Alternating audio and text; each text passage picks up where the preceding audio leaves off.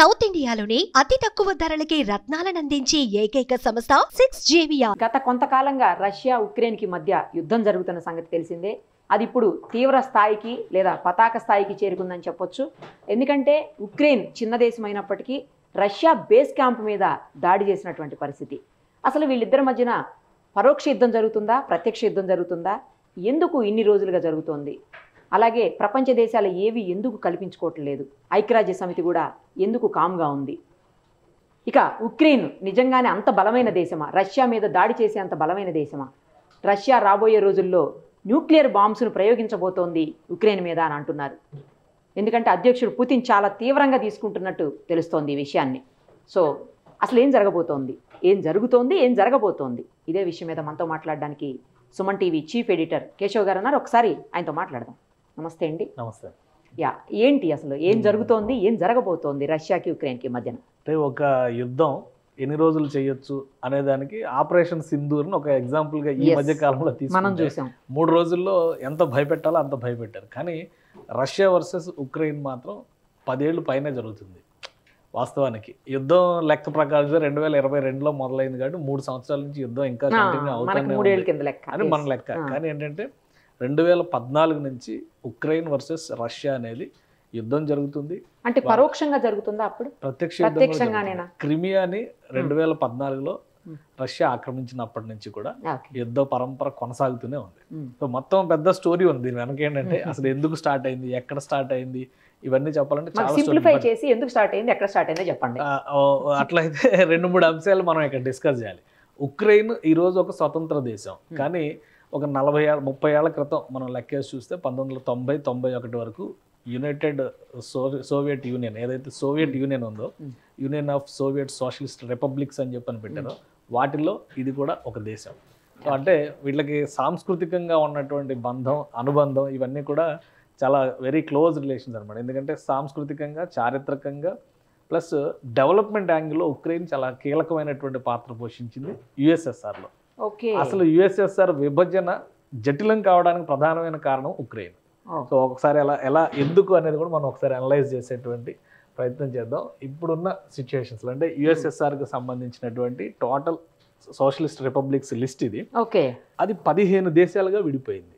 So 15 దేశాల్లో ఇక్కడ మనం చూస్తే ఈ లిస్ట్ ఆర్మేనియా, అజర్బైజాన్, బెలారస్ అంటే బైలోరష్యా అంటారు దీన్ని, Belarus, Estonia, Georgia, Kazakhstan, Kyrgyzstan, Latvia, Lithuania, Moldova, Russia, Tajikistan, Turkmenistan, Ukraine, Uzbekistan. So ఇది మొత్తం లిస్ట్. ఇందులో ఉక్రెయిన్ 14వ పొజిషన్. ఎందుకంటే ఫస్ట్ ఈ కూటమిలో బాల్టిక్ నేషన్స్ గా చెప్పేటువంటి 14, ఇది 11 రష్యా. అంటే రష్యన్ బార్డర్ ఆనుకుని ఉన్నటువంటి ప్రదేశం. ప్లస్ ఇంకోటి ఏంటంటే యుఎస్ఎస్ఆర్లో డెవలప్మెంట్ యాంగిల్లో చూసినప్పుడు రోదసియానం చేసేటువంటి క్రమంలో కానీ అటమిక్ రీసెర్చ్కి సంబంధించినటువంటి సెంటర్స్ కానీ అవన్నీ కూడా ఉక్రెయిన్లోనే ఉన్నాయి.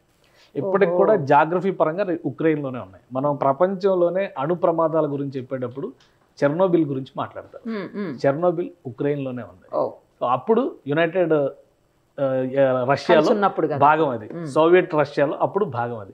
సో అందుకని ఇంకొకటి ఏంటంటే ఈ మొత్తం కంట్రీస్లో బెలారస్, ఉక్రెయిన్ ఈ పక్కనే ఉంటుంది. బెలారస్ నంబర్ 3, ఇది బెలారస్, ఇది ఉక్రెయిన్, ఇది రష్యా. సాంస్కృతికంగా ఈ 3 దేశాలకి కూడా చాలా అవినాభావ సంబంధం ఉందని చెప్పి రష్యన్స్ నమ్ముతారు. సో అందుకనే రష్యా నుంచి ఆ దేశాలు విడిపోవడానికి అవి ఫస్ట్ నుంచి ఒప్పుకోవాలి. కానీ చివరిగా విభజన జరిగిపోయింది, 15 దేశాలు ఆవిర్భవించాయి, ఎవరి భాగాలు వాళ్ళు పంచుకున్నారు. కానీ అప్పటి నుంచి 2014 వరకు సోవియట్ యూనియన్కి అనుబంధంగా, అనుకూలంగా వెలిగినటువంటి వ్యక్తులే అక్కడ దేశాధ్యక్షులు అయ్యారు. సో ఎలాంటి సమస్యలు రాలేదు. ఎందుకంటే న్యూక్లియర్ పవర్ ఉపయోగించుకోవడంలో కానీ ముఖ్యంగా ఈ వార్ఫేర్ టెక్నాలజీకి సంబంధించినటువంటి వ్యవస్థలు కూడా అక్కడ చాలా డెవలప్ అయి ఉన్నాయి. సో అందుకని వాటన్నిటినీ కూడా రష్యా తన చెప్పు చేతల్లో ఉంచుకోగలిగింది. 2014లో ఎప్పుడైతే రష్యా అనుకూలమైనటువంటి నాయకుల్ని తొలగించి డెమోక్రటిక్ రెవల్యూషన్స్ అనేటువంటి పేరుతో అక్కడ ఎలక్షన్స్ జరిగి అక్కడ రష్యా వ్యతిరేక భావజాలం కలిగినటువంటి నాయకులు ప్రధాని పీఠం లేదా దేశాధ్యక్షుడి పీఠాలు ఎక్కారో అక్కడి నుంచి రష్యా వర్సెస్ ఉక్రెయిన్ స్టార్ట్ అయింది. ఓకే. సో దాన్ని నిలువరించే క్రమంలోనే మనం ఒకసారి ఇక్కడ రష్యా ఉక్రెయిన్ మ్యాప్ కూడా ఒకసారి చూద్దాం మనం. సో ఇది టోటల్ సమగ్రమైనటువంటి ఉక్రెయిన్ మ్యాప్. ఒక చిన్న దేశంలో కనిపించినా కానీ టోటల్ ఇది. కానీ దీనిలో కీలకమైనటువంటి సిటీస్ చాలా ఉన్నాయి. Kyiv capital. సో దీంతో పాటు ఇక్కడ కర్క్యూ, అలానే ఒడెషా, ఇటువైపు వచ్చేసరికి ఈ ప్రాంతం అంటే డాన్స్కే అంటే డాన్ బన్ అంటారు దీన్ని, ఇదే ఏరియాని. సో ఈ రీజియన్ మొత్తాన్ని డాన్స్కే అనేది ఇది కూడా చాలా కీలకమైనటువంటి ప్రదేశం. 2014లో ఇష్యూ స్టార్ట్ అయినప్పుడు ఈ సరిహద్దులో ఉన్నటువంటి క్రిమియాని ఆక్రమించింది రష్యా. ప్రపంచ దేశాలన్నీ కూడా వ్యతిరేకించింది దాన్ని. సో క్రిమియాని ఆక్రమించడంతో ఈ పరంపర మొదలైంది. ఆ తర్వాత ఇక్కడ డోన్స్కీ అనేది, లుహాన్స్కీ అనేది, ఈ రెండు ఏరియాస్లో కూడా అవి రెండు ప్రాంతాలు, రెండు దేశాల కింద డిక్లేర్ చేసుకున్నాయి. ఉక్రెయిన్ నుంచి వేరుపడి ఆ పోరాటానికి మద్దతు ఇచ్చింది కూడా రష్యానే. అలానే ఇక్కడ ఈ ప్రాంతం ఫస్ట్ క్రిమియా, ఇది ఆక్రమణలో ఉన్నటువంటి ప్రదేశం ఇది క్రిమియా. సో ఇది ఆక్రమణ, యాక్చువల్ నేను కన్ఫ్యూజ్ అయ్యా, ఇది చెర్నోబిల్, ఈ ఏరియా చెర్నోబిల్, ఇది క్రిమియా అనమాట. చెర్నోబిల్ ప్రమాదం అని చెప్తాం కదా మనం. సో ఇక్కడ చూస్తే చెర్నోబిల్ ఏరియా సరిహద్దుల్లో ఉంటుంది. ప్లస్ వాటర్ సోర్సెస్ కూడా దీనికి సంబంధించి చెర్నోబిల్ ఇది ఇక్కడ ఉన్న న్యూక్లియర్ ప్లాంట్, వాటర్ సోర్సెస్ కూడా రష్యా నుంచి వచ్చేటువంటి నదులు ఇటే వెళ్తాయి అనమాట. డెస్నా కానీ సైన్ కానీ. సో 3-4 నదులు ఇక్కడ కలుస్తాయి అనమాట. డెనిపెర్. సో ఇవన్నీ కూడా చాలా జాగ్రఫీ పరంగా కూడా వీటికి చాలా అవినాభావ సంబంధం ఉంది. సో క్రిమియా ఆక్రమణ, ఈ రెండు ప్రాంతాలకి స్వాతంత్రం ప్రకటించడం, అక్కడి నుంచి ఈ రెండు దేశాల మధ్య చిచ్చు రాజుకుంది. 2014 నుంచి కంటిన్యూ అవుతూనే ఉంది. 2018లో జెలెన్స్కీ ఉక్రెయిన్ అధ్యక్షుడిగా అయిన తర్వాత అతను తీసుకున్నటువంటి కొన్ని ప్రధానమైన నిర్ణయాలు నాటోకి అలయన్స్గా వెళ్ళడం. అంటే North American Atlantic treaty, NATO expansion. So Atlantic treaty organization అది. ఆ ఆర్గనైజేషన్లో ఏంటంటే యూరోపియన్ కంట్రీస్ వెస్ట్ పార్ట్ అంతా కూడా ఉంటుంది. రష్యా ఎప్పుడు కూడా వెస్ట్ పార్ట్గా ఫీల్ అవ్వదు, ఎందుకంటే అది యురేషియా, యూరోప్లో కొంత ఉంటుంది, ఆసియాలో కొంత ఉంటుంది. సో రెండు వైపులో కూడా ఆ డామినెన్స్ని చూపించేటువంటి అవకాశం ఉన్న దేశం రష్యా ఒక్కటే. నాటోకి యుక్రెయిన్ దగ్గరగా వెళ్ళడం అనేది రష్యన్స్కి మొదటి నుంచి ఇష్టం లేదు.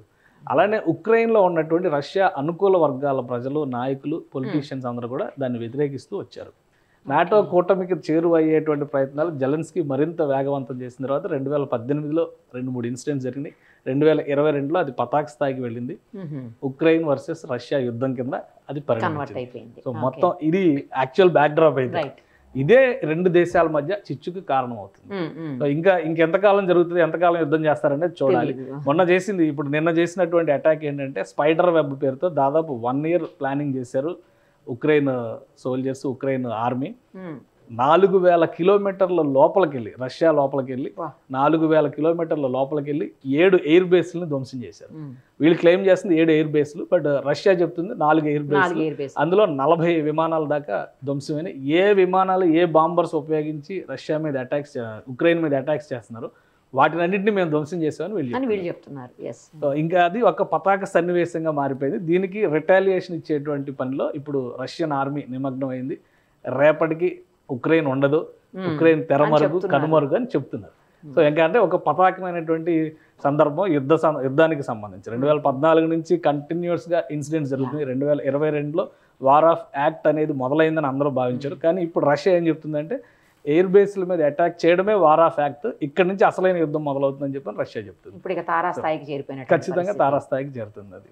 కానీ ఉక్రెయిన్ చిన్న దేశం, మనకు తెలుసు. యుద్ధ విమానాల విషయంలో కావచ్చు, లేకపోతే యుద్ధానికి సంబంధించినట్టు ఏ మెటీరియల్ అయినా కావచ్చు, రష్యానే అందరికీ సప్లై చేస్తుంది. ఈవెన్ మనకు కూడా చాలా వరకు రష్యానే చేస్తుంది. చాలా అడ్వాన్స్డ్ ఉంటుంది రష్యా దగ్గర.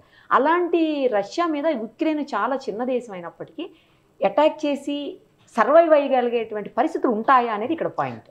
ఇప్పుడు మనం ఈ హిస్టరీలో ఒక చాప్టర్ విన్నాం కదా. అవును, రష్యా స్ట్రెంగ్త్ మొత్తం కూడా ఉక్రెయిన్లో దాచిపెట్టారు. అప్పటి రీసెర్చ్కి, అప్పుడు సంబంధించినటువంటి ఇన్వెన్షన్స్ అవన్నీ కూడా అవి ఇప్పుడు జియోగ్రాఫికల్లీ లొకేటెడ్ ఇన్ ఉక్రెయిన్, కాబట్టి ఉక్రెయిన్ కంట్రోల్లో ఉంటుంది. బట్ దానికి మీద తీసుకునేటువంటి పవర్ ఎంతవరకు తీసుకోవాలి అంతవరకు తీసుకుంది. బట్ ఏంటంటే దానికి ఉండేటువంటి అవకాశాలు, అడ్వాంటేజెస్ ఉంటాయి కదా. ఇప్పుడు అక్కడ పెట్టిన వ్యవస్థలన్నీ తీయలేదు. అట్లాగా అందుకనే రష్యా అనుకూల ప్రభుత్వాలనే ప్రోత్సహిస్తూ వచ్చారు. 91లో సోవియట్ యూనియన్ విచ్ఛిన్నం అయితే 2014 వరకు రష్యా అనుకూలవాదులే ఉక్రెయిన్కి అధ్యక్షులు అయ్యారు. సో ఎప్పుడైతే వీళ్ళు నాటో వైపు వెళ్ళారంటే, ఇంకొక వరి ఏంటంటే నాటోతో గనక కలిస్తే సమస్య వచ్చేది ఏంటంటే, నేరుగా నాటో బలగాలు ఏంటంటే ఒక దేశం మీద యుద్ధం చేస్తే, నాటో సభ్య దేశం మీద మరొక అటాక్ కనుక జరిగితే నాటో సభ్య దేశాలు అన్నిటిపైన అది అటాక్ కింద పరిగణించాలి, నాటో ఆర్మీ అక్కడికి వెళ్ళేటువంటి అవకాశం ఉంటుంది. అందులో అమెరికా, ఇంగ్లాండ్, ఫ్రాన్స్, ఇటలీ అన్ని దేశాలు ఉన్నాయి. సో యూరోపియన్ యూనియన్లో ఆల్మోస్ట్ అన్ని దేశాలు నాటోలో ఉన్నాయి. సో ఆ ఎంట్రీ డైరెక్ట్గా రష్యా బార్డర్ దగ్గరకు వస్తుంది. రష్యా సరిహద్దు ఉక్రెయిన్ ఆనుకునే ఉంటుంది కాబట్టి రష్యా సరిహద్దుల్లోకి వీళ్ళ ఆర్మీ మోహరించేటువంటి అవకాశాలు పుష్కలంగా ఉంటాయి. అది రష్యాకి ఎట్టి పరిస్థితుల్లో ఇష్టం లేదు, అందుకని అది వ్యతిరేకిస్తూ వస్తుంది. కానీ రష్యాని వీకెండ్ చేయాలన్నా, రష్యాని కంట్రోల్లో పెట్టాలన్నా, రష్యాని కొంత భయపెట్టాలన్నా కానీ వెస్ట్రన్ కంట్రీస్కి ఉక్రెయిన్ ఒక ట్రంప్ కార్డ్ లాగా ఉపయోగపడుతుందని చెప్పని ఆశించారు. సో అందుకని ఇంకోటి ఏంటంటే ఇక్కడ యుద్ధం చేసేటువంటి క్రమంలో శక్తి సామర్థ్యాల కంటే యుద్ధ తంత్రం చాలా ముఖ్యమైనది. ఇక్కడ ఉక్రెయిన్ అనుసరించినటువంటి విధానం గతంలో గ్రీక్ వార్ఫేర్ గురించి మనం వినేటప్పుడు ఎథీనాను ఆక్రమించేటప్పుడు ట్రోజన్ హార్స్ అని చెప్పని ఒక కొయ్య గుర్రాన్ని తయారు చేసి అందులోనే సైనికులు వెళ్ళి ఎథీనా పైన అటాక్ చేస్తారు. అదే తరహాలో వీళ్ళు కంటైనర్లు తయారు చేసి కంటైనర్ల ద్వారా సప్లై చేస్తున్నట్టుగా అందులో డ్రోన్స్ని సీక్రెట్గా అమర్చి లక్ష్యం ఎక్కడికైతే ఫిక్స్ చేశారో అక్కడికి రీచ్ అయిన తర్వాత కంటైనర్ల నుంచి డ్రోన్స్ని ఆపరేట్ చేశారు. సో అక్కడికి ఎవరు సైన్యం వెళ్ళలేదు, దానికి ప్రొటెక్షన్ కోసం ఆపరేషన్ జరిగేటప్పుడు మాత్రం ఆ అలర్ట్నెస్ అనేది, అందుకే 4000 కిలోమీటర్ల లోపలికి వెళ్ళి అటాక్ చేయగలిగారు. వీళ్ళు ఎయిర్ ఫోర్స్ నుంచి యుద్ధం చేయాలి. సో ఆ డ్రోన్స్ని అక్కడికి పంపించి అక్కడి నుంచి వీళ్ళు రిమోట్ ద్వారా ఆపరేట్ చేసి ఏ ఎయిర్ బేస్ని టార్గెట్ చేసారో వాటిని కొట్టారు. సో అప్పుడేమో కొయ్య గుర్రం, ఇప్పుడేమో కంటైనర్ల రూపంలో ఇందులో అమర్చి డ్రోన్స్ని పంపించారు. సో అది రష్యన్ ఆర్మీ గమనించలేకపోయింది, దానివల్ల పెద్ద ఉత్పాతం జరిగింది. అందుకే రష్యా ఇప్పుడు వాళ్ళ మేజర్ వెపన్, అంటే మేజర్ అని కూడా చెప్పలేం కానీ ఇంటర్ బాలిస్టిక్ వెపన్స్లో చాలా ముఖ్యమైనది అనమాట ఒరిష్నిక్ అని చెప్పని దాన్ని మూవ్ చేసింది. అది 12,000 కిలోమీటర్లు పర్ అవర్ వేగంతో వెళ్తుంది. సో దాని ఇంటర్సెప్షన్ కూడా చాలా కష్టం అని చెప్పి అంటున్నారు. ఉక్రెయిన్ దగ్గర ఆ టెక్నాలజీ లేదంటున్నారు. నాటో ఏమన్నా సపోర్ట్ చేస్తుందా, నాటో ఏమన్నా సపోర్ట్ చేస్తుందా, యూరోపియన్ కంట్రీస్ సపోర్ట్ చేస్తాయా? సో అదంతా కూడా ఇప్పుడు వార్ ఓపెన్ అయిపోయేటువంటి అవకాశం ఉంటుంది. ఇంకో విషయం, 2000 మన రెండో ప్రపంచ యుద్ధం జరిగిన తర్వాత ఇంత సుదీర్ఘమైనటువంటి యుద్ధం జరిగింది యూరోప్ పరిసర ప్రాంతాల్లో, ఇదే మొదటిసారి. సో ఇప్పుడు కనుక నాటో కంట్రీస్ ఎవరైనా ఇన్వాల్వ్ అయితే ఇది ప్రపంచ యుద్ధంగా మారినా ఆశ్చర్యపోవాల్సిన. అదే ఇప్పుడు నార్మల్ గా ప్రతి దాంట్లో మేమున్నాం అనుకుంటూ తయారైతుంది కదా అమెరికా అధ్యక్షుడు అమెరికా, మరి ఇక్కడ ఎందుకు వాళ్ళు ఇంటర్ఫీర్ కావాలి? అమెరికా ఇంటర్ఫీర్ కూడా ఎందుకని? అమెరికా ఇంటర్ఫియర్ అయింది కాబట్టి యుద్ధం ఎంత బలంగా జరుగుతుంది. ఎందుకంటే జో బైడెన్ ఉన్నంత కాలం అమెరికా ఆర్థిక సాయం చేసింది ఉక్రెయిన్ కి, ఆయుధ సాయం చేసింది, స్ట్రాటజీ పరంగా వాళ్ళు ఇవ్వాల్సినటువంటి శాటిలైట్ చిత్రాలు కానీ నాసా నుంచి తీసుకొచ్చేటువంటి సపోర్ట్ ఇవన్నీ కూడా చేసుకుంటూ వచ్చారు. ట్రంప్ మాత్రం అధికార పగ్గాలు చేపట్టిన తర్వాత మొదటిసారి వార్నింగ్ ఇచ్చారు. పబ్లిక్ లో పిలిచి మరి జెలెన్స్కీని మీడియా ముందరే తిట్టాడు కదా, స్టూపిడ్ ప్రెసిడెంట్ అని చెప్పారు. సో ఆ ఇన్సిడెంట్ తర్వాత అమెరికా సపోర్ట్ ఉపసంహరించుకుంటుందని అందరూ భావించారు, కానీ అమెరికా సపోర్ట్ ఉపసంహరించుకోవాలి, మౌనంగా ఉంది. తెర వెనుక ఇంకా సపోర్ట్ కంటిన్యూ అవుతుంది అనేటువంటి అభిప్రాయం అయితే చాలా స్పష్టంగా ఉంది. అలానే రష్యా పైన నిన్న మొన్న జరిగినటువంటి దాడులు, స్పైడర్ వెబ్ పేరుతో జరిగినటువంటి అటాక్స్ లో కూడా అమెరికాకి ఇన్ఫర్మేషన్ ఉందని చెప్పని రష్యా బలంగా నమ్ముతుంది. ఇన్ఫర్మేషన్ ఉందా, హస్తం ఉందా? ఇన్ఫర్మేషన్ అంటే జరుగుతుంది, అటాక్ సపోర్ట్ 100% ఉంటుంది. అలా సపోర్ట్ ఓపెన్ సీక్రెట్ అది, బట్ తెలిసే జరిగింది అనేది ఎస్టాబ్లిష్ చేయడం. ఎందుకంటే ట్రూత్ లో కొన్ని పోస్టులు, డొనాల్డ్ ట్రంప్ చేసినటువంటి పోస్టులు, అందులో ఆయన చేసినటువంటి కామెంట్లకి లింక్ చేస్తూ ఈ అటాక్ కి సంబంధించి ఆయన వ్యాఖ్యానించారు అనేది రష్యన్ ఆర్మీ చేస్తున్నటువంటి ట్వీట్స్. సో అంటే అది ఎంతవరకు నిజం అనేది ప్రూవ్ చేయలేకపోయినా కానీ బట్ కొంత ఇన్ఫర్మేషన్ ఉంది, సపోర్ట్ ఉంది, టెక్నాలజికల్ సపోర్ట్ ఉంది, అన్ని రకాలుగా కూడా ఉక్రెయిన్ సమర్థిస్తున్నారు కాబట్టి ఈ యుద్ధం ఎంతకాలం సాగుతుంది అనేటువంటి అభిప్రాయం క్లియర్గా కనిపిస్తుంది. ఇప్పుడు పుతిన్ కనుక దీన్ని సీరియస్గా తీసుకొని నిజంగానే న్యూక్లియర్ బాంబే చేయటం లేకపోతే నాశనం చేయడానికి అవసరమైనటువంటి అంత ఉపయోగించేస్తే ఉక్రెయిన్ పరిస్థితి ఏంటి? అసలు న్యూక్లియర్ బాంబు వేస్తారు అనేది ఒక అబద్ధపు ప్రచారమేనా? సహేతుకం కానీ అసహేతుకమైనటువంటి ప్రచారం. మరి ఎందుకు అలాంటి ప్రచారం జరుగుతుంది? ఉక్రెయిన్ కావాలి, న్యూక్లియర్ బాంబు వేస్తే ఉక్రెయిన్తో ఉపయోగం ఉండదు. ఉక్రెయిన్లో ఉన్నటువంటి మేజర్ వనరులు ఏంటంటే గ్యాస్ కానీ, అక్కడ ఉన్నటువంటి హ్యూమన్ రిసోర్సెస్ కానీ, కల్చరల్లీ ఉన్నటువంటి బాండ్ని కానీ దాన్ని ఒక అడ్వాంటేజ్ చేసుకుని ఎట్టి పరిస్థితిలో ఉక్రెయిన్ని రష్యాలో కలుపుకోవాలనేది మాత్రమే టార్గెట్.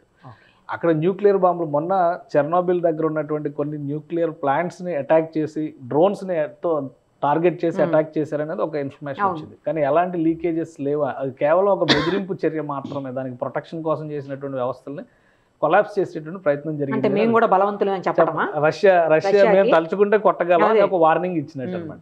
సో ఇలాంటి పరిస్థితుల్లో న్యూక్లియర్ బాంబ్ వేసి దాన్ని ఏదో నాశనం చేయాలని, పైగా రష్యాను ఆనుకుని ఉండేటువంటి దేశం. ఆ రేడియేషన్ ఎఫెక్ట్ రష్యాకి కూడా ఉంటుంది. క్లైమేట్ అనేది కామన్ కదా అందరికీ. అంతే కదా. ఎంత ఫూలిష్ అంటే పాకిస్తాన్ ఇండియా యుద్ధం జరుగుతుంటే కూడా పాకిస్తాన్ అణుబాంబు వేస్తుంది, ఇండియా దాని మీద కౌంటర్. అది బుద్ధి లేని వాదన కింద మనం చూడాల్సి ఉంటుంది. ఎందుకంటే ఒక న్యూక్లియర్ బాంబుకి ఎప్పుడు కూడా దాని రేడియస్ చుట్టుపక్కల ఎన్ని కిలోమీటర్లు నాశనం చేస్తారనేది బాంబు కెపాసిటీ మీద ఆధారపడి ఉంటుంది. కేవలం అక్కడే నాశనం అయితే ఇంకెక్కడా నాశనం కాదనుకోవడానికి అవకాశం లేదు. ఇప్పుడు అలా కూడా ఉందంటున్నారు కదండి, కేవలం ఆ ప్రాంతాన్ని మాత్రమే టార్గెట్ చేసే అవకాశాలు కూడా ఉన్నాయి అంటున్నారు. టార్గెట్ చేసేటువంటి అవకాశాలు ఉంటాయి, కానీ దాని నుంచి క్లైమేట్ లో వచ్చేటువంటి చేంజెస్ అయితే అందరూ భరించాలి. అందుకని రష్యా అంత ఫూలిష్ యాక్ట్ లోకి వెళ్తుందని అనుకోలేము మనం. రెండోది ఏంటంటే న్యూక్లియర్ బాంబ్ అనేది వేయడం స్టార్ట్ చేస్తే ఉక్రెయిన్ కూడా సపోర్ట్ ఉంటుంది కదా. ఉక్రెయిన్ కూడా ప్రయత్నం చేయడానికి అవకాశం. నువ్వు 4 వేస్తే నేను ఒకటన్నా వేస్తాను కదా, నువ్వు 4 వేస్తే నేను ఒకటన్నా వేస్తాను కదా, అట్లా ఉంటుంది. ప్లస్ అమెరికా సపోర్ట్ ఉంది కాబట్టి న్యూక్లియర్ వార్ దాకా వెళ్ళేటువంటి పరిస్థితి ఉంది. ఇప్పుడు ఒరెష్నిక్ క్షిపణులకు తీసుకొచ్చి దాన్ని ప్రవేశపెట్టిన తర్వాత వాళ్ళు ఒకేసారి 6 వార్ హెడ్స్ ఉంటాయి. ఒకే బాంబుతో 6 చోట్ల పేలుళ్ళు చేసేటువంటి అవకాశం. అంటే ఆ బెదిరింపులు చాలు ఉక్రెయిన్ని లొంగదీయడానికి, భయపెట్టడానికి. ఆ బెదిరింపులు చాలు. ఇప్పటికే లక్షల మంది నిరాశ్రయులు, కోట్ల మంది నిరాశ్రయులు అయ్యారు, లక్షల మంది, వేల మంది ప్రాణాలు కోల్పోయారు. యుద్ధం వలన యూరోప్ మొత్తం ఎకానమీ డిస్టర్బ్ అయినటువంటి పరిస్థితి. ఉక్రెయిన్ విపరీతమైనటువంటి అవస్థలు పడుతుంది. వాళ్ళదేమో ఆత్మగౌరవ పోరాటం అంటున్నారు, వీళ్ళేమో ఆధిపత్య పోరాటం అని చెప్పి అంటున్నారు. సో ఎవరు ఎటు వెళ్తారనేది చూడాలి.